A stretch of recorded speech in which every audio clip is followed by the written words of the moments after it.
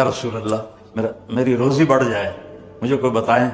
ایک تو یہ جو سوشل میڈیا پہ ہے نا وظیفے بتانے والے، یہ لطراں دے لائق ہیں، لطراں دے، یہ نامراد ادھر لے جاتے ہیں جدھر نہ میرے نبی نے بتایا نہ میرے اللہ نے بتایا۔ میرے نبی نے کوئی لمبی تسبیح نہیں بتائی، 1000 واری اے پڑھتے، 1000 واری اے پڑھ، ہکٹا میں چاہتے پڑھ۔ یہ سب کم وقت مال کماؤ ہیں، یہ پیسے بنا رہے ہیں، ان کے پاس تم سے ہم سے زیادہ پیسے ہوتے ہیں۔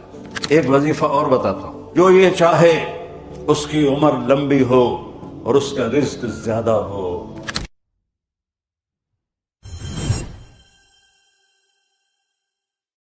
قناعت والی زندگی سیکھو، نماز سے رزق بڑھتا ہے۔ اور ایک حدیث سناتا ہوں، طارق جمیل صرف زبان ہلا رہا ہے، بات میرے نبی کی ہے۔ ایک صحابی آتے ہیں، یا رسول اللہ میں چاہتا ہوں میری روزی زیادہ ہو جائے۔ آپ چاہتے ہیں سارے؟ بولو۔ میں بھی چاہتا ہوں، میرا بھی دل کریں دا میری زمین ہے جو ڈھیر کپا ہوئے، ہم سارے چاہتے ہیں۔ یا رسول اللہ میری روزی بڑھ جائے، مجھے کوئی بتائیں۔ ایک تو یہ جو سوشل میڈیا پہ ہے نا وظیفے بتانے والے، یہ لطراں دے لائق ہیں، لطراں دے، یہ نامراد ادھر لے جاتے ہیں جدھر نہ میرے نبی نے بتایا نہ میرے اللہ نے بتایا۔ ایک تو ان کو سننا چھوڑ دو، میں اپنے نبی کا وظیفہ بتا رہا ہوں جو ہر آدمی، ہر مرد عورت کر سکتا ہے، چھوٹا بڑا بوڑھا جوان۔ یا رسول اللہ میری روزی بڑھ جائے۔ آپ نے کیا کہا؟ ادم علی الطہارہ یوسع علیک رزقک، باوضو رہا کر تیرا رزق بڑھ جائے گا۔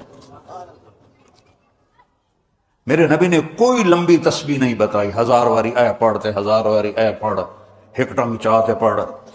یہ سب کم وقت مال کماؤ ہیں، یہ پیسے بنا رہے ہیں، ان کے پاس تم سے ہم سے زیادہ پیسے ہوتے ہیں۔ اور نہ یہ اس چکر میں پڑو کہ جادو ہو گیا، جنوں پھرولو جادو ہو گیا، سایہ ہو گیا۔ بھائی کتھے سایہ ہے، کتھے اتنے جادوگر پیدا ہو گئے بے ہر ویلے پھوکی جاننے دے تو تباہ کیتی جاندے۔ یہ سب فراڈ ہیں، یہ جو جادو ہو گیا اور جادو کے عمل کرنا پڑے گا اور ہانڈی چڑھانی پڑے گی اور پتہ نہیں کی کرنا پڑے گا، زمین میں دبانا پڑے گا، یہ سارے الودے پٹھے نے، اور تسی سارے بے وقوف جڑے انہاں دے مگر لگے ہوئے۔ میرے نبی کا وظیفہ سنو، ادم علی الطہارہ یوسع علیک رزق، تو باوضو رہ تیرا رزق بڑھ جائے گا۔ ایک وظیفہ اور بتاتا ہوں، میرے نبی نے فرمایا، یہ آپ نے خود فرمایا، یہ باوضو رہنے کا پوچھنے پہ ایک صحابی نے پوچھا کہ میں چاہتا ہوں میرا رزق بڑھ جائے، تو آپ نے فرمایا باوضو رہا کر رزق بڑھ جائے گا۔ اور باوضو رہنے کے کچھ اور فائدے بتاؤں۔ ایک دفعہ شیطان ہمارے نبی کی خدمت میں حاضر ہوا، آپ نے فرمایا یار اتا دس تیرے دشمن کتنے ہیں؟ کہنے لگا 15۔ تو آپ نے فرمایا کون؟ کہ پہلے تو تسی ہو، پہلے دشمن تو میرے تسی۔ پھر اس نے فہرست گنائی، بات لمبی ہوتی جا رہی۔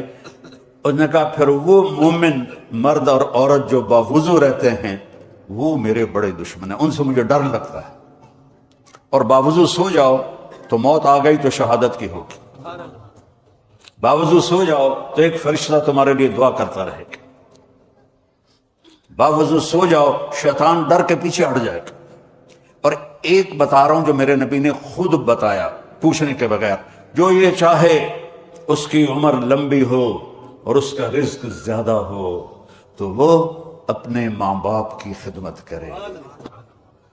تمہاری تو جابیں ہیں نا، تم کہاں ماں کو پوچھ سکتے ہو؟ جواب ہے میرے نبی نے کہا اپنے ماں باپ کو خوش کرے اور اپنے رشتہ داروں پہ خرچ کرے اور ان سے اچھا سلوک کرے، اللہ اس کی عمر بھی بڑھائے گا، اس کا رزق بھی بڑھائے گا۔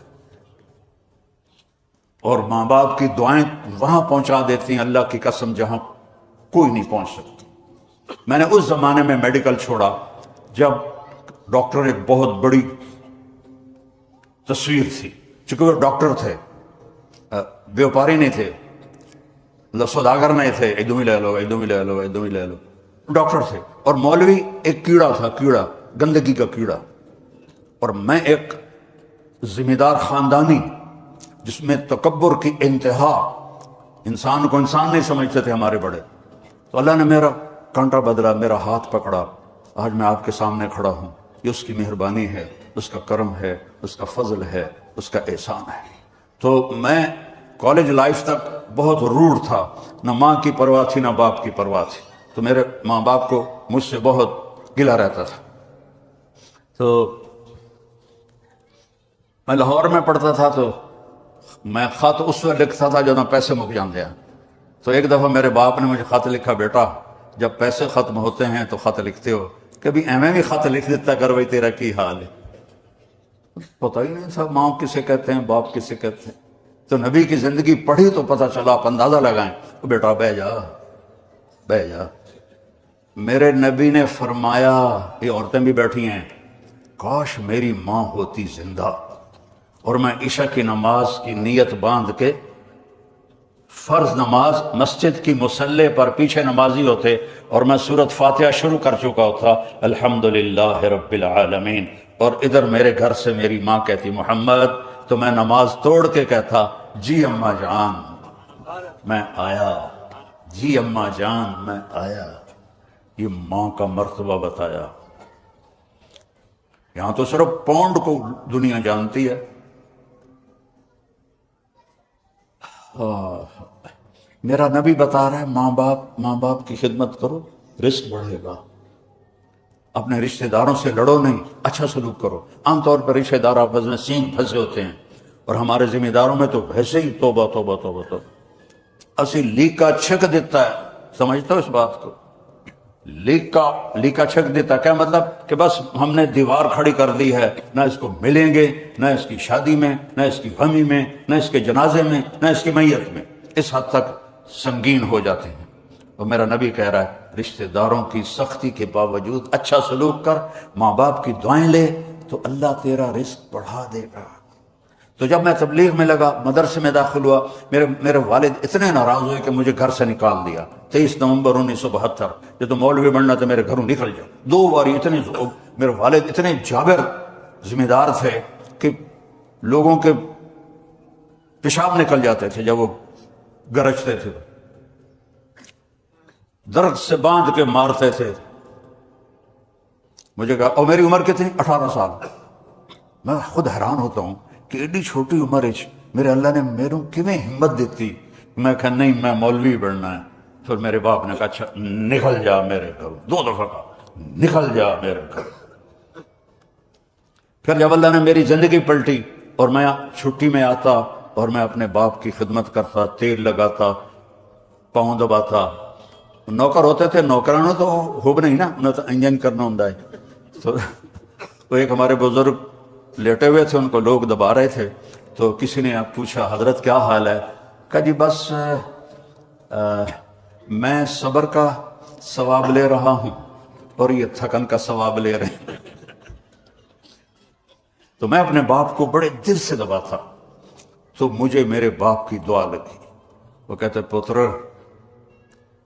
میریاں اکھیاں تے نہیں ویکھنا، پتر میریاں اکھیاں تے نہیں ویکھنا، پر تو ویکھی ایک دن اللہ تینوں بڑی عزت دے سی۔ یہ میرے باپ کی دعا مجھے